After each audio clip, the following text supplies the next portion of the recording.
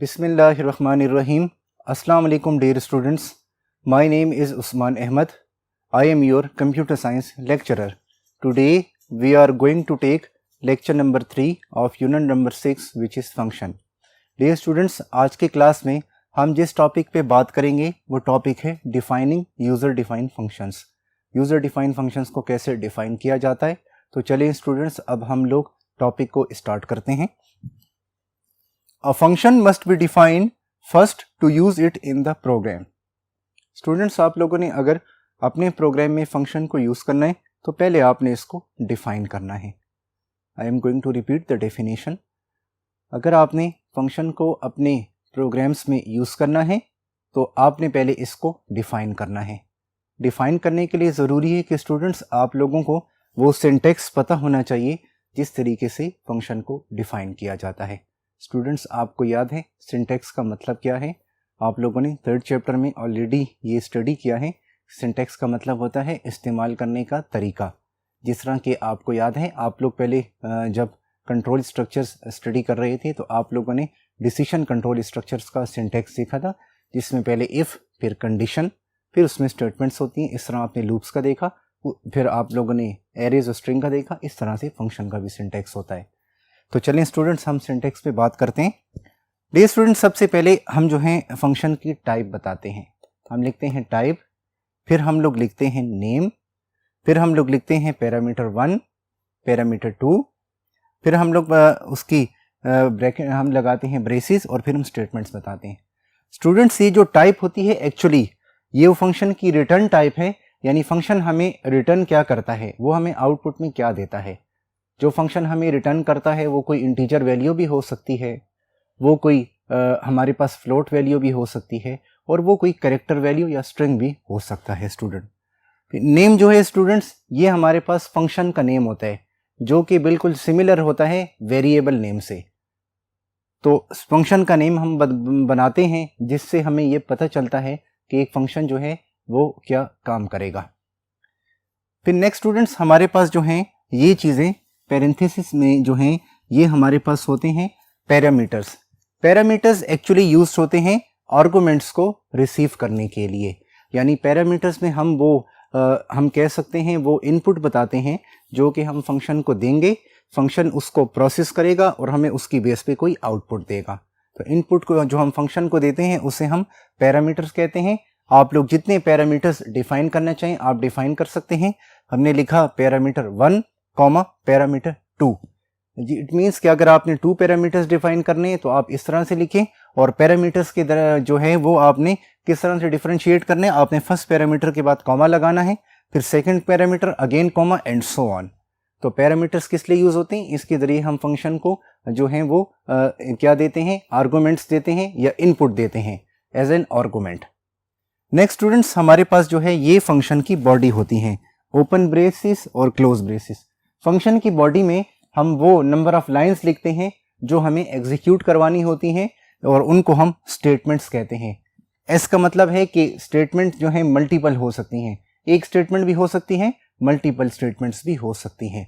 तो dear students ये जो है हमारे पास सिंटैक्स था कि हम फंक्शंस को किस तरह से अपने प्रोग्राम में जो है वो बनाएंगे, उन्हें डिफाइन करेंगे. डियर स्टूडेंट्स इसी सिंटैक्स को बेटर अंडरस्टैंड करने के लिए हम लोग सेकंड बोर्ड पे मूव कर रहे हैं और वहाँ हम इसकी एक प्रैक्टिकल एग्जांपल देखते हैं, उसकी हम डिस्कशन करते हैं. तो इंशाल्लाह एग्जांपल से आपको ये टॉपिक जो है और भी बेटरली क्लियर हो जाएगा. डियर स्टूडेंट्स अब हम लोग जो हैं डिफाइनिंग अ फंक्शन की एग्जांपल डिस्कस करने जा रहे हैं. जैसा कि स्टूडेंट्स आप लोग देख सकते हैं कि हमने सबसे पहले अपनी प्री प्रोसेसर डायरेक्टिव को लिखा, hash include iostream.h, sharp include conio.h. ये स्टूडेंट्स प्री प्रोसेसर डायरेक्टिव्स जो हैं ये आपने एवरी C++ के प्रोग्राम में मस्ट राइट करनी है. फिर स्टूडेंट्स हमने जो है ये वाली लाइन लिखी जिसके आगे मैंने एक लाइन लगाई. स्टूडेंट्स ये जो है हमारे फंक्शन को जब हम बनाते हैं तो सबसे पहले हम क्या करते हैं, सबसे पहले स्टूडेंट्स हम अपने फंक्शन की जो है वो प्रोटोटाइप बताते हैं. डियर स्टूडेंट्स हमारी जो फंक्शन की प्रोटोटाइप होती है एक्चुअली वो एक सैंपल होता है जिसमें हमें ये पता चलता है कि हमने जो फंक्शन डिफाइन किया है उस फंक्शन जो है उसका नाम क्या है, उसे हम इनपुट में क्या देंगे और वो हमें आउटपुट में क्या देगा। तो हमें देखने से पता चल रहा है कि ये फंक्शन जो है इसका नाम ऐड है, इसको हम इनपुट में 2 इंटीजर वैल्यूज देंगे, ये हमें आउटपुट में 1 इंटीजर वैल्यू देगा। तो स्टूडेंट्स ये जो हमने लिखा integer a comma integer b, ये एक्चुअली हमारे क्या हैं, ये हमारे पैरामीटर्स हैं। और हम पैरामीटर्स यूज किस लिए करते हैं, हम फंक्शन को इनपुट एज एन आर्गुमेंट देते हैं इनके जरिए। फिर ऐड जो हमने लिखा ये फंक्शन का नेम है और इंटीजर जो है इसकी टाइप है, रिटर्न टाइप है। स्टूडेंट्स मैंने आप लोगों को बताया था कि फंक्शन की जो रिटर्न टाइप होती है वो इंटीजर, कैरेक्टर, फ्लोट भी हो सकती है। सम टाइम फंक्शन कुछ भी रिटर्न नहीं लग करता तो हम लोग जस्ट यहाँ पे वर्ड लिख लेते हैं। और सम टाइम ये भी होता है कि हमारा जो फंक्शन होता है वो हम अपने फंक्शन से जो है वो क्या करते हैं, हम उसको रिटर्न तो नहीं करवाते लेकिन उससे इनपुट में हम ज़रूर कुछ इनपुट करते हैं एज एन आर्गुमेंट, और वो अलग से एक टास्क होता है। उसकी एग्जांपल भी इंशाल्लाह आने वाले क्लासेस में हम लोग देखेंगे। एक स्टूडेंट्स एक बात याद रखें, जो फंक्शन की प्रोटोटाइप होती है वो मेन फंक्शन के ऊपर और हेडर फाइल्स के नीचे लिखी जाती है। डियर स्टूडेंट्स, इनको लिखने का और भी जो तरीके हैं, लेकिन आप लोग फिलहाल जो हैं एज अ बिगिनर्स इस जो है स्टाइल, प्रोग्रामिंग स्टाइल को फॉलो करें। ये बिगिनर्स के लिए एक गुड स्टार्ट स्टाइल है ताकि आप लोग प्रोग्रामिंग में जो है थोड़ा सा फेमिलियर हो जाएं, फिर आप लोग जो हैं वो अदर स्टाइल्स जो कि मॉडर्न स्टाइल्स कहलाते हैं उन्हें भी फॉलो कर सकते हैं। डियर स्टूडेंट्स, फिर देखें हमने मेन फंक्शन की बॉडी में एक इंटीजर टाइप का वेरिएबल z बनाया। आपको पता है स्टूडेंट्स कि वेरिएबल क्या होता है? जी हाँ स्टूडेंट्स, वेरिएबल जो है वो कंप्यूटर की मेमोरी में एक मेमोरी सेल का नेम होता है, मेमोरी लोकेशन का नेम, जहाँ पे हम किसी वैल्यू को स्टोर करते हैं और फिर एक्सेस करते हैं। तो यहाँ पे हमने वेरिएबल z बनाया, तो रैम में कंप्यूटर की मेमोरी में एक मेमोरी सेल का जो नेम है वो z हो जाएगा। एक मेमोरी सेल का नेम जो है वो z हमने रख दिया है। और अब ये जो वेरिएबल है डियर स्टूडेंट्स, इसको हम इंटीजर टाइप की वैल्यूज असाइन करेंगे। अब आप लोग स्टूडेंट्स देख सकते हैं कि यहाँ पे हमने लिखा है z is equal to add brace 2,3। यहाँ पे हमने इस फंक्शन को इनपुट में आर्गुमेंट्स जो हैं वो दिए हैं और हमने 2 नंबर्स इसको इनपुट किए हैं, यानी इसको हमने एक नंबर 2 दिया है, एक 3 दिया है। अब ये फंक्शन क्या करेगा, इसको हमने जो इनपुट में 2 और 3 दिया है ये दोनों नंबर्स को ऐड करेगा और उसका रिजल्ट जो है वो z में स्टोर कर देगा। तो जो फंक्शन है उसको हमने इनपुट में 2 दिया, 3 दिया, 2 + 3 5, तो z में जो है स्टूडेंट्स वो 5 रिजल्ट स्टोर हो जाएगा। आई होप स्टूडेंट्स यहाँ तक आपको इन 2 लाइन्स के जो है मीनिंग क्लियर हो गए हैं। नेक्स्ट स्टूडेंट्स फिर क्या है, हमने सी आउट स्टेटमेंट को यूज किया है। स्टूडेंट्स आप लोग जानते हैं कि C++ में जिस ब्लैक स्क्रीन में हमें रिजल्ट नजर आता है उसे कंसोल विंडो कहते हैं। और कंसोल विंडो में अगर हमने कोई टेक्स्ट वगैरह कोई कैरेक्टर्स प्रिंट करवाने हो, हम सी आउट कंसोल आउट ऑब्जेक्ट को यूज करते हैं और ये ऑब्जेक्ट जो है ये iostream.h हेडर फाइल में डिफाइंड है। तो देखें सी आउट में स्टूडेंट्स हमने लिखा the sum of a and b is, तो हम इसका आउटपुट भी देख लेते हैं।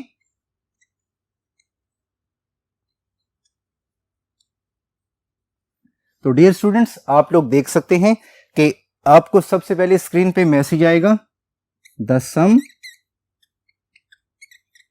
Of a and b is. अब स्टूडेंट्स a और b का सम जो है हमें क्या है, हमने देखें फिर हमने यहाँ पे डबल कोट्स हमने यूज किए। इट मींस के डबल कोट्स से पहले जो नेक्स्ट हमने वेरिएबल यूज किया है स्ट्रीम ऑपरेटर्स के बाद इसकी वैल्यू z की यहाँ पर जो है वो प्रिंट हो जाएगी। तो स्टूडेंट z में अभी क्या रिजल्ट है 5, ये 5 जो है डियर स्टूडेंट्स यहाँ पे प्रिंट हो जाएगा। तो हमें आउटपुट में मिलेगी statement the sum of a and b is 5। तो स्टूडेंट्स उसके बाद हमने गेट ch फंक्शन को यूज किया जो कि स्टैंड करता है गेट अ कैरेक्टर के लिए, फिर रिटर्न 0। ये return 0 means program ended successfully. Dear students ये तो हमने क्या किया, हमने मेन फंक्शन की बॉडी पे बात की कि मेन फंक्शन की बॉडी में क्या हो रहा है। अब स्टूडेंट्स ये जो यहाँ पे हमने देखा कि हमने एक ऐड फंक्शन बनाया, उसे हमने इनपुट में 2 नंबर्स दिए, तो ये नंबर्स किस तरह से ऐड हुए और ये रिजल्ट कैसे यहाँ पे z में जो है वो आके स्टोर हुआ। इस प्रोसेस को, इस कॉन्सेप्ट को समझने के लिए हम लोग स्टूडेंट्स नेक्स्ट बोर्ड पे मूव कर रहे हैं। डियर स्टूडेंट्स, जैसा कि आप लोगों ने देखा कि हमने जो है अभी एक फंक्शन बनाया जिसमें हमने उसका नाम ऐड रखा, जो कि 2 नंबर्स को ऐड कर रहा है। फिर हमने मेन फंक्शन की बॉडी में उसकी प्रोसेसिंग देखी, उस कोड की। अब हम लोग स्टूडेंट्स उस पोर्शन में आ गए हैं प्रोग्राम की, जो कि हमारे फंक्शन का जो है वो फंक्शन की हमारी डेफिनेशन पोर्शन कहलाता है, और हमारे फंक्शन का जो है ये जो पूरा का पूरा पोर्शन है इसे सिग्नेचर भी कहा जाता है जावा और C# लैंग्वेज में। स्टूडेंट्स, यहाँ पे आप देख सकते हैं कि हमने क्या किया है। हमने सबसे पहले जो है वो फंक्शन की रिटर्न टाइप बताई है, और हमारा जो आज का टॉपिक है डिफाइनिंग अ फंक्शन, हम उस पे भी आ गए हैं कि सबसे पहले हम क्या करते हैं, टाइप बताते हैं। तो स्टूडेंट्स, ये जो इंटीजर है ये हमारी टाइप है। स्टूडेंट्स, ये हमारी टाइप है। ऐड जो है स्टूडेंट्स, ये हमारा फंक्शन का नेम है।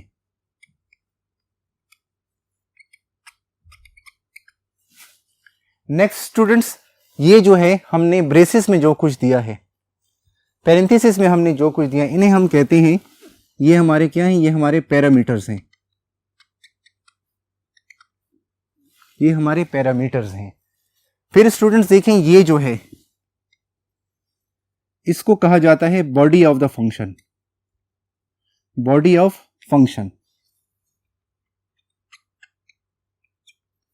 स्टूडेंट्स, जो बॉडी ऑफ द फंक्शन होती है, फंक्शन की बॉडी में हम वो स्टेटमेंट्स लिखते हैं जिनको हम एग्जीक्यूट करवाना चाहते हैं। तो स्टूडेंट्स, ये जो आपको 3 लाइंस नजर आ रही हैं, ये क्या है, ये आपकी स्टेटमेंट्स हैं।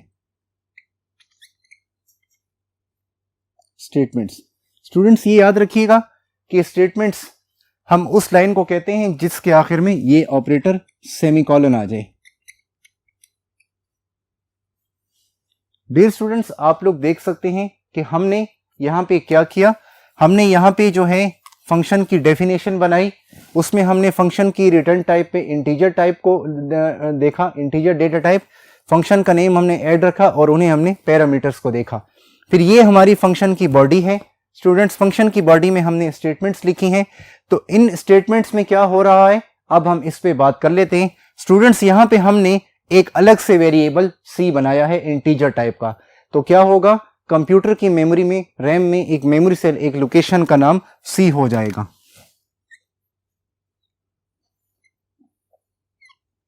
अब डियर स्टूडेंट्स, आप लोग देख सकते हैं फिर हमने क्या लिखा, नेक्स्ट लाइन में हमने कोड किया है C is equal to A plus B।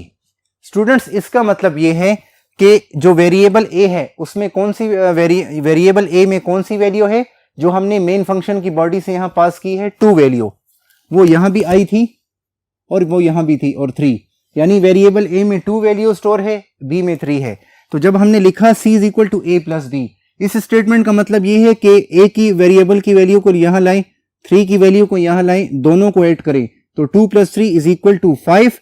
ये रिजल्ट जो है C में स्टोर कर दें, तो C में रिजल्ट डियर स्टूडेंट्स 5 जो है वो स्टोर हो जाएगा। अब स्टूडेंट्स, आप देख सकते हैं कि C में रिजल्ट 5 स्टोर हो गया है। अब स्टूडेंट्स, यहां पे हमने क्या बात की थी कि C में जो है 5 रिजल्ट स्टोर हो गए, फिर हमने लिखा रिटर्न C।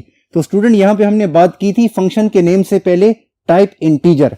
इसका मतलब ये फंक्शन हमें रिटर्न करेगा एक इंटीजर वैल्यू।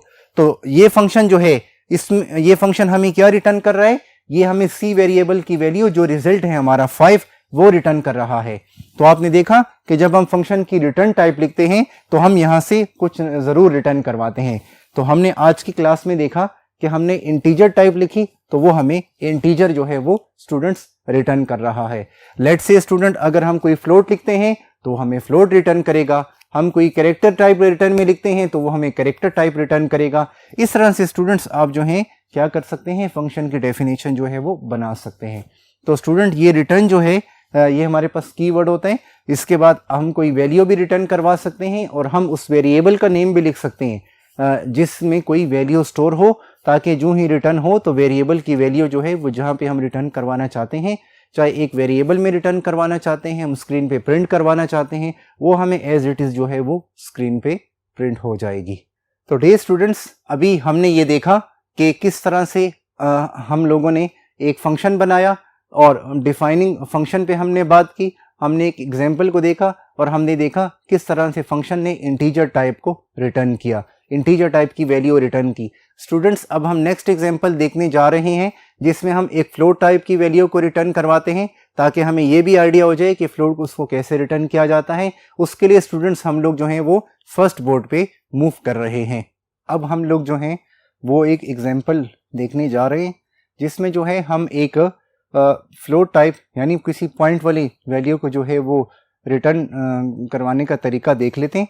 जैसा कि स्टूडेंट्स बोर्ड पे आप लोग देख सकते हैं, हमने एक फंक्शन की जो है वो डेफिनेशन बनाई, जो कि है कि हमने यहाँ पे एडिशन का फंक्शन बनाया है।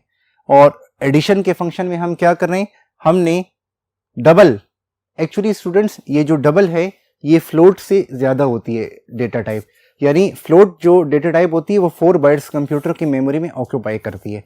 तो फ्लोट का जो डबल है उसे यानी जब फ्लोट की जो डबल टाइप है वो 8 बाइट्स होती है और उसके लिए फिर हम डबल डेटा टाइप को यूज़ करते हैं। तो यहाँ पे जो हमने फंक्शन बनाया है ऐड फंक्शन, उसको हम क्या करेंगे, एज अ आर्गुमेंट इनपुट में 2 डबल वैल्यूज़ देंगे, यानी पॉइंट वाली वैल्यूज़ देंगे और आउटपुट में हमें 1 पॉइंट वाली वैल्यू मिलेगी। और फिर देखें हमने ये इस फंक्शन की जो बॉडी है इसमें हमने क्या किया स्टूडेंट्स, इसमें हमने बॉडी ऑफ द फंक्शन में स्टूडेंट्स हमने 3 स्टेटमेंट्स लिखी हैं।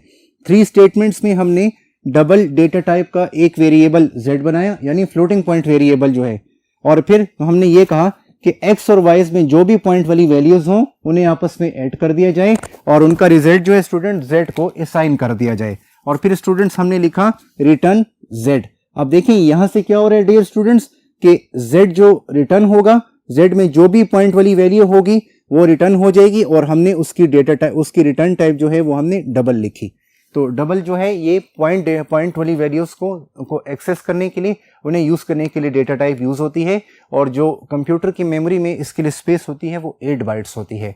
तो इस एग्जांपल से स्टूडेंट्स आपको ये भी क्लियर हो गया किस तरह से फंक्शन में जो है वो पॉइंट वाली वैल्यूज को ऐड करने के लिए डेटा टाइप को यूज किया जाता है। स्टूडेंट्स आज की क्लास में हमने डिफाइनिंग अ फंक्शन पे बात की, हमने उसके एक एग्जाम्पल पे बात की और हमने देखा कि फंक्शन का नेम भी होता है, उसमें पैरामीटर्स होते हैं, उसकी रिटर्न टाइप होती है, उसकी बॉडी होती है, बॉडी में स्टेटमेंट्स होती हैं। आई होप स्टूडेंट्स आपने इस टॉपिक को बहुत बेटरली अंडरस्टैंड किया। स्टूडेंट्स आप लोग होम्स में इनकी प्रैक्टिस करते रहिएगा, because practice makes a man perfect. और एक बात याद रखें, हमेशा प्रोग्रामिंग जो है वो आपकी प्रैक्टिस से आती है। जितनी आपकी प्रैक्टिस होगी उतने अच्छे आप एक कंप्यूटर प्रोग्रामर बन सकेंगे, कोडर और डेवलपर बन सकेंगे। इंशाल्लाह स्टूडेंट्स नेक्स्ट क्लास में आपसे न्यू टॉपिक के साथ मुलाकात होगी। जब तक अपना बहुत ख्याल रखिएगा। अल्लाह हाफिज़।